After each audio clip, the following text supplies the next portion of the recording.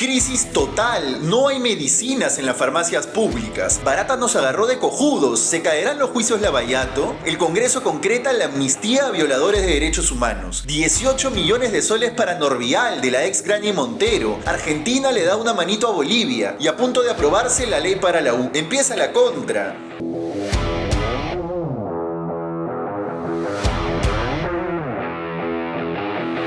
Hola, soy Pablo Benza y esto es La Contra, el resumen de los temas que realmente te importan sin importar a quién le molesten. Se acaba el jueves 4 de julio, un día más sin que reabran las cucardas. Pero hoy vamos a arrancar con otro tema delicado y muy importante. No hay medicinas en las farmacias del sector público. La crisis es absoluta, nunca antes vista. La sufren pacientes con cáncer, diabetes, VIH, etc. El Estado ha claudicado en su labor más esencial. Salud con Lupa acaba de publicar un informe demoledor sobre la crisis que atraviesa este año el CENARES, el Centro Nacional de Abastecimiento de Recursos Estratégicos en Salud. ¿Qué es el CENARES? Es la agencia del Ministerio de Salud que centraliza las compras de medicinas esenciales. Se creó con la idea de que en vez de que cada hospital o farmacia pública comprara sus propias medicinas por separado, lo hiciera una sola entidad y accediera a precios más bajos, porque si compras por volumen te dan más barato. Bueno, al final hemos terminado centralizando la incompetencia, y este año la cosa ya ha explotado. Hasta la segunda mitad de abril, según un acta del MINSA a la que accedió Salud con Lupa, el CENARES solo había podido comprar 18 de los 586 tipos de medicinas que tenía que comprar en el 2024. El 3%, por el amor de Dios. Le faltaba comprar el 97%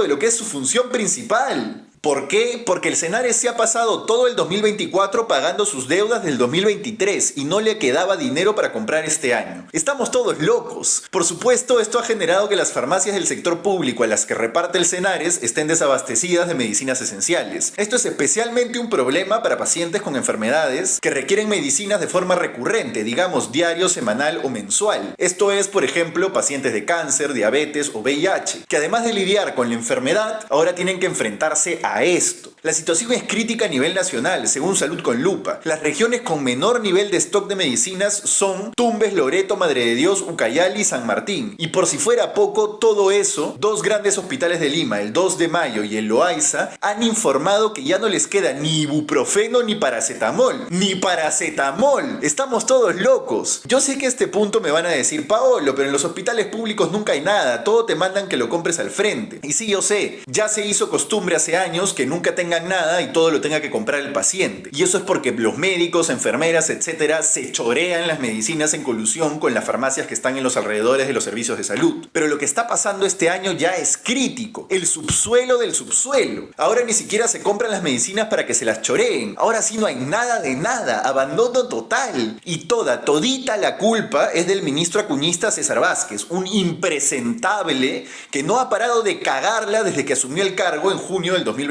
En un año de gestión, Vázquez ha nombrado a 5 directores del CENARES. 5. O sea, duran en el cargo 2 meses, menos que una pechuga de pollo congelada. ¿Cómo van a planificar las compras de medicinas así en medio de las deudas? Eso claramente iba a ser un desastre. Pero como el señor Vázquez es la cuota de César Acuña en el gabinete para que Dina Boluarte pueda seguir viajando y conociendo los últimos países de su lista de deseos, aquí no va a pasar nada. El señor no va a responder por el daño irrecuperable que le está haciendo a millones de peruanos. Esto le afecta la vida a muchísima más gente que las rencillas de poder en la JNJ, pero a poca gente parece ya importarle. En este país la mierda se instala y nos acostumbramos al olor rapidito, como inmigraciones, por ejemplo, donde ya es la nueva normalidad que no haya nunca citas para sacar pasaporte por la vía legal y la única forma de hacerlo sea pagando una coima o comprando un pasaje de emergencia. Eso ya se asume que es así, ya todos lo sabemos, se volvió la realidad y a nadie le apesta. El Estado peruano se ha convertido en una máquina perversa, incapaz de hacer nada bueno por sus ciudadanos. Ahora ya todos se acostumbraron a que no haya medicinas gratis. ¿Para qué anunció Dina Boluarte que en Perú todos teníamos CIS? ¿Qué carajo nos da el CIS si ni medicinas pueden comprar? ¿Para qué sirve el CIS si tu tío con diabetes igual va a tener que pagar por sus medicinas en un mercado de farmacias altamente concentrado o en una clínica que la sobrevalora para sacarle más rentabilidad al seguro? Lo peor es que el gobierno central simplemente tiró la toalla y decidió lavarse las manos con la compra de medicinas. Dijo, jódanse enfermos, que los atiendan las regiones, ustedes verán, así tal cual. actual. La gran solución para sortear la crisis del Senares ha sido delegarle a las regiones la compra de los medicamentos. El CIS le transfirió 1.800 millones de soles a los gobiernos regionales para que se encarguen. ¿Y cuál ha sido el resultado? Ya ni siquiera da para fingir sorpresa. Las regiones no están comprando. ¿Por qué? Porque las redes de salud de las regiones no saben comprar medicinas a gran escala. Porque hace años las compra el Senares. ¿Son idiotas o qué les pasa? Según Salud con Lupa, al cierre de junio, 8 regiones habían invertido menos de un cuarto del dinero que les habían dado para medicinas. Puno, Huánuco, Madre de Dios, Callao, San Martín, Ucayali, Cusco y Apurímac. Nadie se ha preocupado de capacitar a los funcionarios de las regiones para que aprendan a comprar medicinas. Pues ¿qué esperaban? Y es peor, porque como ahora se tiene que comprar volúmenes más chicos, salen más caras. Es decir, se puede comprar menos. Cierro aquí. Lo importante de todo esto no es la pelea política contra el gobierno o contra el clan Acuña. Aquí lo importante es que en medio hay cientos de miles de enfermos graves, niños, ancianos, personas indefensas. Tenemos dinero para comprarles las medicinas. Hay partidas destinadas para eso, pero no las obtienen. Hace muchos años que no las obtienen, pero hoy más que nunca no las obtienen. Y nadie, absolutamente nadie, responde por eso. El ministro de Salud pone su sonrisita de tarado y se lava las manos. No hay costo para él, ni para el gobierno, ni para nadie. ¿Qué hacemos? ¿Los dejamos morir? Nos hemos acostumbrado a la mierda, a vivir en medio de la mierda putrefacta y ya no nos afecta el olor. En fin, vamos a un primer corte y volvemos con Barata, que nos hizo la de Ronaldinho, el Congreso que ha limpiado a los violadores de derechos humanos, los 18 millones de soles para Norvial, de Graña y Montero y más. Volvemos.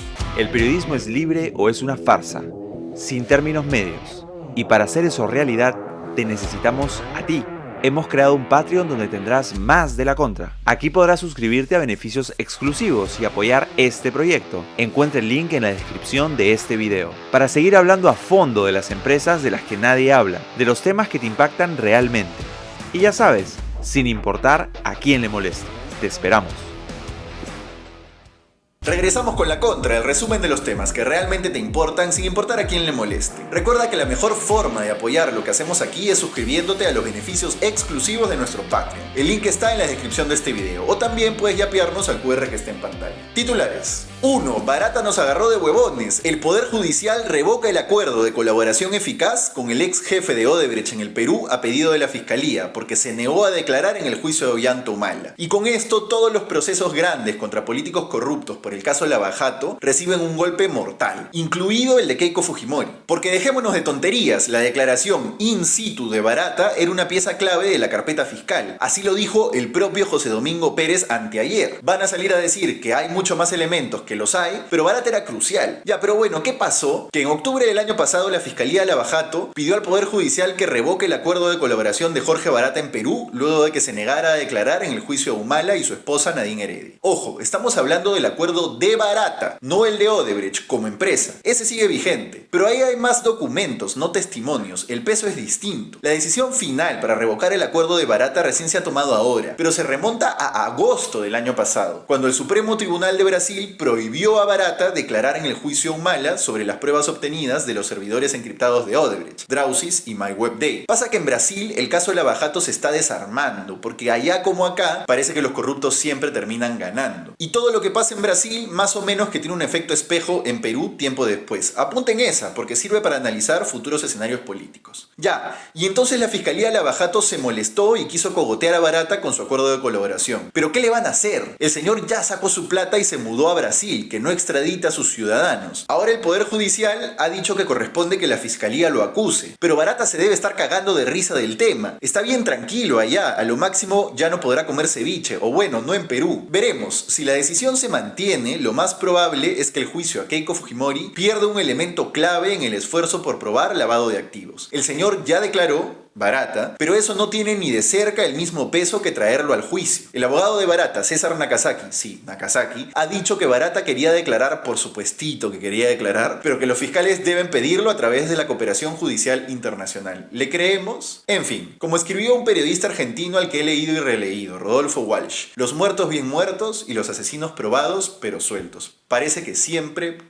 termina siendo así. 2. Ahora sí, quedó aprobada en segunda votación la amnistía del Congreso regreso a los violadores de derechos humanos. Y aquí no me vengan con tecnicismos de que esto no es una amnistía, ni bla bla bla. Digamos las cosas como son. La Comisión Permanente del Parlamento aprobó hoy, en segunda votación, la ley para que no se pueda juzgar a nadie que cometió crímenes de lesa humanidad en los 90. Ya les he explicado que la excusa era la no retroactividad de la jurisprudencia internacional sobre la materia, que adoptamos recién en 2002, y eso aunque la propia jurisprudencia especifica que se aplica hacia atrás. Uno de los beneficiados será Alberto Fujimori, por supuesto. Y ya sirve de poco decir que uno de los que impulsó la ley fue el antes antifujimorista y hoy fujimorista Fernando Rospigliosi. El Congreso ha cerrado su decisión luego de que la Corte IDH dijera que el Perú tenía que asegurarse de que esa ley no pasara. Y el gobierno no la va a observar porque ya el premier Adrián Sen salió a decir que lo de la Corte IDH era una intromisión en nuestros asuntos. Así que la impunidad está prácticamente garantizada ya. Miren, lo de la Corte IDH me da igual, es lo de menos en todo este asunto. Acá el tema central es que se le está volviendo a decir a los campesinos de este país: a tu familia la matan y no pasa nada. Nadie va a hacer justicia. Al final, muy al final, siempre van a perdonar a los asesinos, sean terroristas o militares. La vida de los campesinos acá vale menos que la de nadie. Eso les están diciendo, sin tapujos. Después viene un candidato como Pedro Castillo que les dice que van a dejar de ser los nadies y gana, pues ¿qué más van a esperar? Con toda razón. 3. 18 millones de soles de nuestros impuestos para Norvial, la concesionaria de la Panamericana Norte en el tramo Ancón-Huacho-Pativilca. ¿Quiénes son los dueños de Norvial? AENSA, lo que antes era Graña y Montero, y el Fondo de Inversión Chileno BCI. Son los dos principales. Según este documento que pueden ver en pantalla, que ha obtenido la Contra, el Estado peruano aceptó pagarle a Norvial 18 palos por el peaje que dejó de cobrar entre el 10 de mayo y el 30 de junio del 2020. ¿Cómo así? Bueno, recordarán que ni bien empezaba la pandemia, el Congreso de ese entonces estaba desesperado por ganarse algunos bonos, mostrando que hacía algo por los peruanos, que se morían por montones ante la falta de oxígeno, de camas UCI y el diagnóstico atrasado de las pruebas rápidas.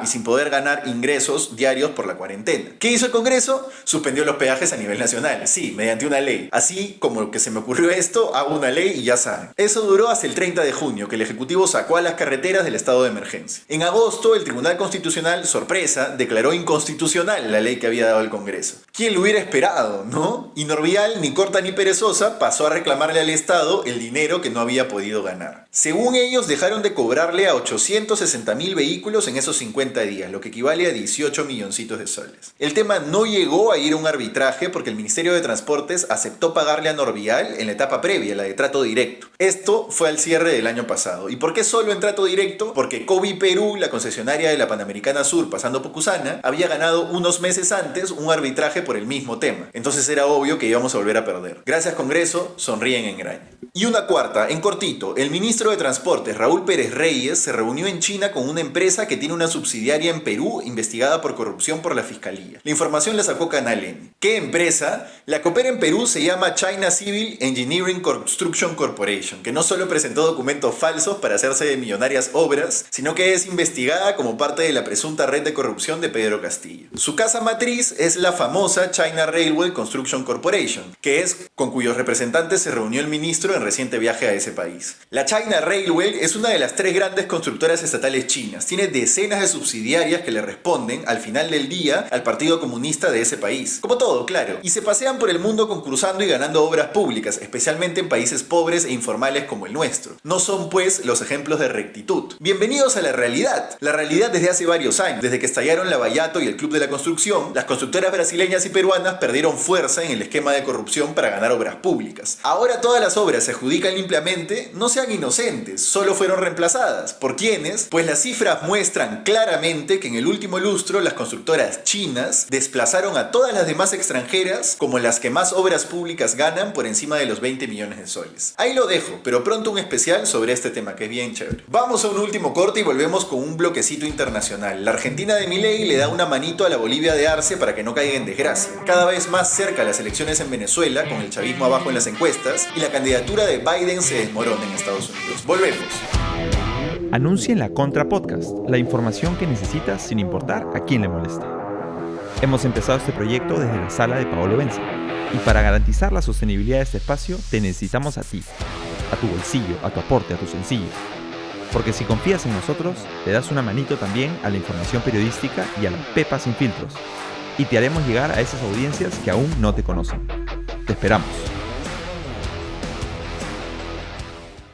Regresamos con la contra, el resumen de los temas que realmente te importan sin importar a quién le moleste. Recuerda darle like a este video si te gustó para que llegue a más gente y suscríbete al canal. También puedes apoyarnos por Yape al QR que está en pantalla o unirte de forma gratuita a nuestro WhatsApp en el link que está en la descripción para recibir todas nuestras actualizaciones. Terminemos la semana arriba con un picadito de noticias del mundo. Primero, el gobierno de Javier Milei firmó una adenda de $185 millones adicionales para extender su contrato de gas con Bolivia. Lo hacen para asegurar gas boliviano en el norte de Argentina, al menos hasta octubre de este año. El aumento se da tras un anuncio del gobierno argentino de suspender la construcción del gasoducto norte del país, que está destinado a transportar gas desde el yacimiento de Vaca Muerta en Mendoza, en el centro del país, hacia el norte, en Salta, Jujuy, Tucumán, Catamarca, etc. Vaca Muerta es un proyecto gasífero inmenso y se prevé que brindará gas a toda la Argentina y también podrán exportarlo. Gran parte de su expansión aún está en construcción, es decir, Argentina necesita de Bolivia algunos mesecitos más y extienden el contrato. Esto es un alivio para un país, nuestro vecino Bolivia, que estaba al borde de caer en una crisis de dólares sin precedentes. Bolivia ha mostrado su interés de que se use su infraestructura en gasoductos para transportar el gas de Vaca Muerta hacia nuevos mercados como Brasil. El presidente de la petrolera estatal de Bolivia propone que para no perder las ganancias que pueden generar con su capacidad instalada,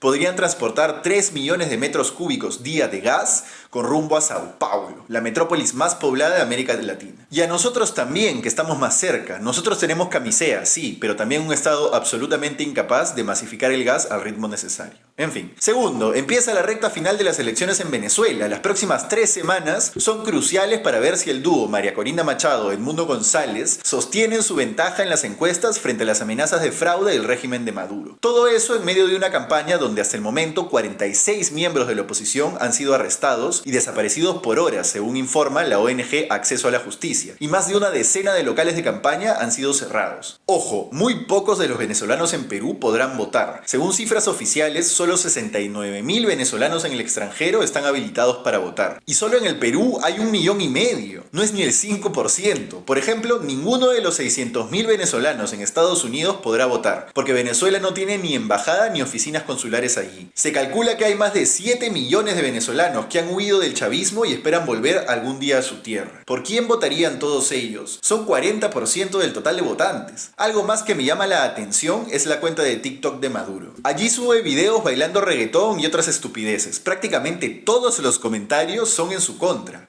Todos. Tercero, se alarga la distancia en las encuestas entre Biden y Trump después del debate. Lo que era una diferencia de 3%, ahora es una distancia de 7% según el Times y 6% según el Wall Street Journal y CNN. Además, 80% de los encuestados del Times cree que Biden es demasiado viejo para repetir y 47% sustituiría a ambos candidatos. Biden y su cúpula aún juran que siguen firmes en la campaña y han convencido a las últimas horas a algunos gobernadores en apoyarlo, pero la popularidad en redes de Kamala Harris, la primera opción a reemplazarlo, se ha incrementado significativamente y se rumorea que hasta Barack Obama también ha perdido la fe en Biden, según el Washington Post. Y una de último minuto, de aquí de Perú, que entra al cierre de esta edición, la Comisión Permanente del Congreso ha aprobado en primera votación la ley que permitirá a Universitario de Deportes empezar a pagar su deuda concursal ahora y por los próximos 35 años. Si quieren todo el detalle sobre de qué va la norma y cómo se gestó, pueden revisar el programa del 30 de mayo. Por ahora lo dejamos aquí, pero ampliaremos pronto. Y la payasada de hoy vuelve a llegar gracias a Dina Boluarte, que se queja de por qué la prensa no destaca y repite los logros de su gobierno. Mírenla. Ojalá que este convenio que hoy se firma para la construcción de estos hospitales de alta complejidad en Ancash y en Piura, la prensa nos ayude a repetirla las 24 horas, así como hacen con las noticias tendenciosas. Repitan esto en sus cámaras, en sus micrófonos. Y estoy convencida que más peruanas y peruanos podrán enterarse de las cosas buenas que este gobierno está haciendo. Por favor, señora, hace meses no da una declaración por irse a ver a sus novelas turcas. No me joda, es una desgracia su gobierno. Eso fue todo por hoy en La Contra. Disfruta, comenta, comparte este video en la noche de hoy o en la mañana de mañana, como más te acomode. Y recuerda, en Media Networks había un decálogo de lo que no se podía decir. Y encima se ofenden. Ya pues, hasta el domingo.